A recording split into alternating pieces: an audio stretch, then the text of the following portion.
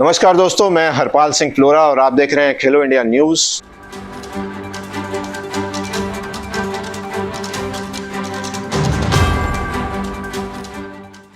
दो 2036 ओलंपिक खेल एक बड़ा मुद्दा, एक बड़ा सपना जिसे इंटरनेशनल ओलंपिक कमेटी ने झकझोर के रख दिया है। हमारे को सोचने पे मजबूर कर दिया है कि क्या वाकई हम 2036 ओलंपिक गेम्स होस्ट करने के काबिल हैं या नहीं हैं। जो मुद्दे, जो पॉइंट उन्होंने उठाए वो वाकई ही गौर करने वाले हैं और उस पर हमें जरूर काम करना पड़ेगा।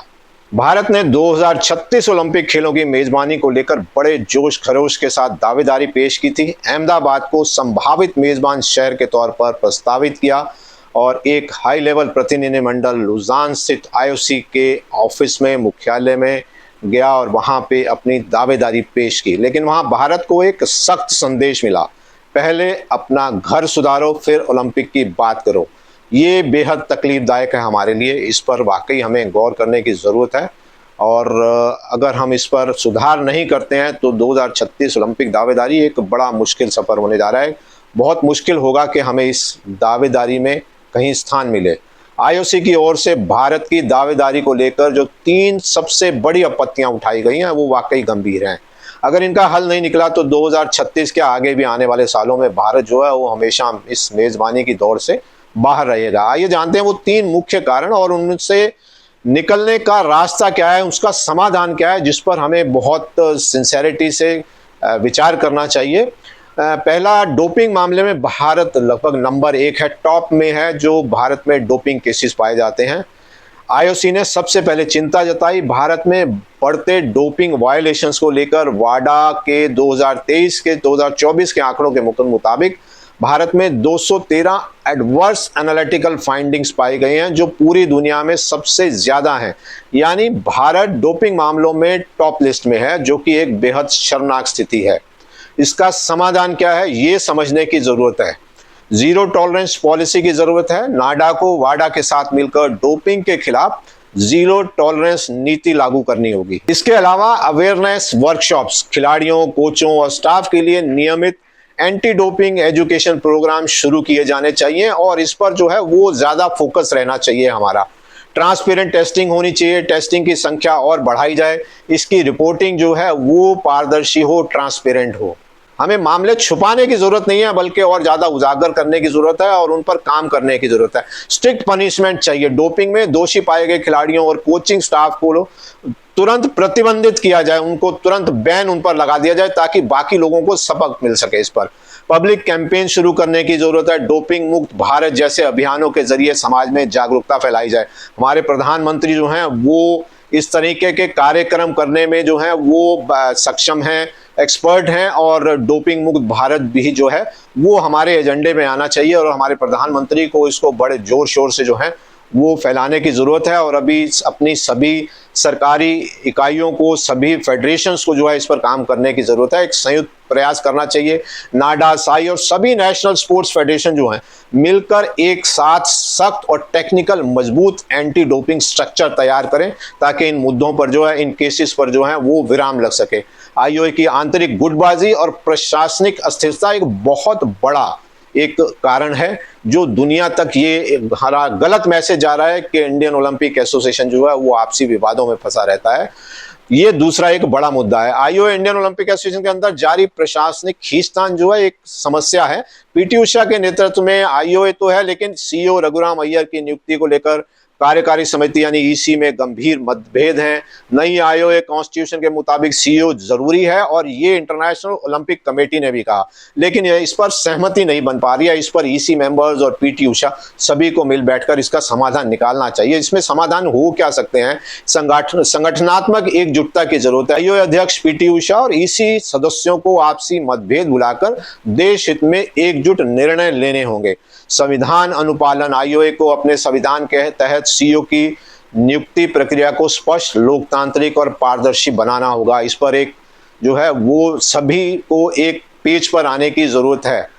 ईसी मेंबर्स और पीटी उषा जो इस पर जो मतभेद बना है उस पर मतभेद खत्म कर किसी ऐसे शख्स को लाना चाहिए और जो टर्म्स कंडीशन जिस पर जो है ईसी मेंबर्स का ऑब्जेक्शन है उस पर जो है वो जरूर गौर करने की जरूरत है। प्रोफेशनल मैनेजमेंट की बात करें तो प्रशासकीय पदों पर स्पोर्ट्स मैनेजमेंट प्रोफेशनल्स को भी प्राथमिकता दी जाए। जो इससे एक्सपीरियंस लोग हैं, जिनका वर्षों का एक्सपीरियंस है, उनको साथ जोड़ना चाहिए। एडवाइजरी कमेटी का गठन करना चाहिए, एक स्थायी एडवाइजरी कमेटी, और प्रोफेशनल एडवाइजर की नियुक्ति की जाए जो आईओए को कार्यक्षमता और निष्पक्षता में सहयोग करे। बहुत से ऐसे प्रोफेशनल लोग हैं जो इंडस्ट्रीज के साथ जुड़े हैं, प्राइवेट इंडस्ट्री के साथ भी जुड़े हैं, उनका भी सहयोग लिया जा सकता है, उनको एज ए एडवाइजर नियुक्त किया जा सकता है। उनकी एडवाइस पर जो है वो कंसिडर करके हमारे जो ईसी मेंबर्स हैं वो काम कर सकते हैं, और मिनिस्ट्री का जो है वो इसमें बड़ा इंपॉर्टेंट रोल है। उनकी जो दखल-अंदाजी है वो लग रहा है शायद बहुत ज़रूरी हो गई है। बाहरी निगरानी जो है वो सुप्रीम कोर्ट या खेल मंत्रालय की निगरानी समय समय पर इनकी आंतरिक समीक्षा करती रहे, इंटरफेयर नहीं कर सकती है, लेकिन सजेशन जो है वो स्पोर्ट्स मिनिस्ट्री दे सकती है। एक जॉइंट विजन डॉक्यूमेंट की भी आवश्यकता है। सभी स्टेक होल्डर्स मिलकर एक साझा विजन डॉक्यूमेंट तैयार करें जिससे आईओसी के समक्ष प्रस्तुत किया जाए, और आईओसी को लगे कि इंडियन ओलंपिक एसोसिएशन जो है वो इन चीज़ों को लेकर कितनी सिंसियर है। वो एक मैसेज आना बहुत ज़रूरी है। ओलंपिक पदक तालिका की बात करें तो भारत की स्थिति बहुत कमज़ोर है। 71वें नंबर पर जो है वो पिछले ओलंपिक में हम थे, और अगर हम बात करें कि पिछले जो ओलंपिक खेलों के जो होस्ट हैं वो पदक तालिका में बहुत अच्छा करते रहे हैं, और हम जो हैं 71वें नंबर पे हैं, और हम आशा कर रहे हैं कि हम ओलंपिक खेल जो हैं 2036 देश में करवाना चाहते हैं और बेहतर करवा पाएंगे। हम अपनी दावेदारी पेश कर रहे हैं, जबकि हम मेडल तालिका में कहीं भी दूर दूर तक हैं नहीं, तो उसको इम्प्रूव करने की ज़रूरत है, तभी वो ओलंपिक खेल यहाँ करने का फ़ायदा है। यहाँ वो चीटिंग करके हम काम नहीं कर सकते कि हम होस्ट हैं और चीटिंग करके हम मेडल 7 से जो है वो 70 पे आ जाएंगे, ऐसा पॉसिबल नहीं है। इंटरनेशनल ओलंपिक कमेटी में ये चीज़ें नहीं चला करती हैं, तो ये एक बड़ा मुद्दा है, इस पर काम करने की ज़रूरत है। क्या समाधान हो क्या सकते हैं, इस पर थोड़ा सा मैं प्रकाश डालना चाहूंगा कि एलटीएडी प्रोग्राम एक लंबी अवधि का long term athlete development program बनाया जाए, जिसमें संभावित मेडल स्पोर्ट्स पर विशेष फोकस करने की जरूरत है। हमारी sports authority of India federation जो हैं इसमें कैपेबल हैं, और ये कोई बहुत बड़ी बात नहीं है, इस पर अच्छे से काम किया जा सकता है और फोकस करने की जरूरत है। ग्रास रूट टैलेंट हंट की अगर मैं बात करूं तो जो नई स्पोर्ट्स पॉलिसी आती है वो इससे एकदम फिट बैठती है, उसके अकॉर्डिंग अगर हम काम करें तो फायदा उठाया जा सकता है।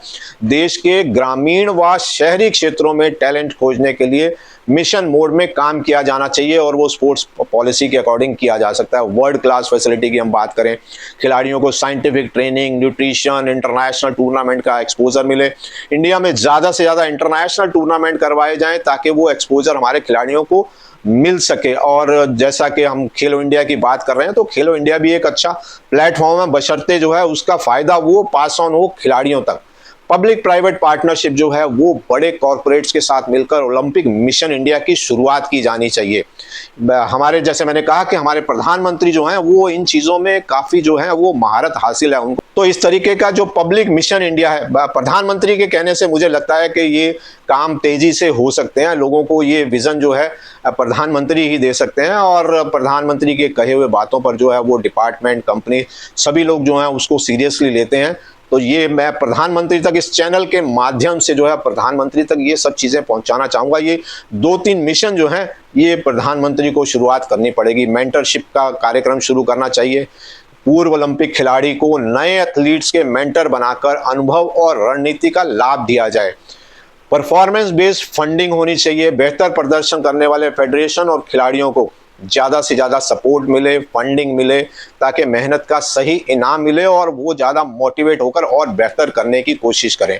2036 ओलंपिक की मेज़बानी का सपना अभी भी जिंदा है, लेकिन इससे हकीकत में बदलने के लिए भारत को आईओसी के उठाए ये 3 बिंदुओं पर निर्णायक और प्रभावी कदम जरूर उठाने होंगे, वरना ये खतरे की घंटी है हमारे लिए।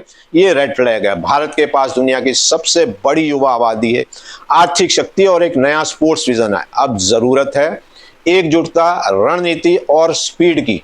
अगर NADA, SAI, IOA, national sports federation और खेल मंत्रालय मिलकर इन 3 मुद्दों को गंभीरता से लें और हर स्तर पर सुधार लागू करें, ना सिर्फ 2036 बल्कि भविष्य के कई ओलंपिक भारत की ओर देख सकते हैं। 2036 नहीं तो क्या, खेलों में भारत को नई ऊंचाइयों तक तो पहुंचना ही होगा। और इसके लिए मैं फिर से एक बार अपील करूंगा हमारे प्रधानमंत्री नरेंद्र मोदी, जो हमें विजन दे सकते हैं, जो हमारे खिलाड़ियों को, फेडरेशंस को स्पोर्ट्स अथॉरिटी और खेल मंत्रालय को एक नया विजन दे सकते हैं। तो आज इस चैनल के माध्यम से मैं प्रधानमंत्री नरेंद्र मोदी जो हैं उन्हें अनुरोध करना चाहूँगा कि 2 मिशन जो हैं वो उनकी तरफ से ज़रूर शुरू किए जाने चाहिए। एक ओलंपिक मिशन इंडिया, जैसा कि मैंने पूरी जानकारी दी क्या क्या उसमें इंक्लूड किया जा सकता है, और दूसरा डोपिंग मुक्त भारत। ये काम सिर्फ हमारे जो प्रधानमंत्री हैं वही कर सकते हैं, और उनके कहे का जैसे मैंने कहा कि असर बहुत होता है और इस पर ज़रूर काम होगा। इसके अलावा मेंटरशिप और परफॉर्मेंस बेस्ड जो इंसेंटिव हैं ये जो हैं वो भारत सरकार को, खेल मंत्रालय को जो है वो इमीडिएटली इस पर काम करना चाहिए। और मैं जब मुलाकात होगी जल्दी, खेल मंत्री हमारे, उनसे मुलाकात होगी तो उनसे भी चर्चा करूंगा, डिस्कस करूंगा और उनको भी सजेशन दूंगा कि इन चीज़ों पर अगर हम ध्यान दें तो शायद हम इस 2036 के अपने ओलंपिक के सपने को साकार कर पाएंगे। तो दोस्तों, वीडियो अगर आपको पसंद आई हो तो वीडियो लाइक ज़रूर कीजिएगा, शेयर ज़रूर कीजिएगा। चैनल सब्सक्राइब नहीं किया है तो चैनल ज़रूर सब्सक्राइब कीजिएगा। आपके विचार, आपके सजेशंस, आपके कमेंट जो हैं वो हमेशा आप स्वागत है, और इन्हीं सजेशंस के दम पर जो है हम आगे अपने वीडियोस और अपनी जानकारियां जो हैं वो आपके लिए लेकर आते हैं। और अगली न्यूज़ तक के लिए हमें इजाज़त दीजिएगा। बहुत बहुत शुक्रिया।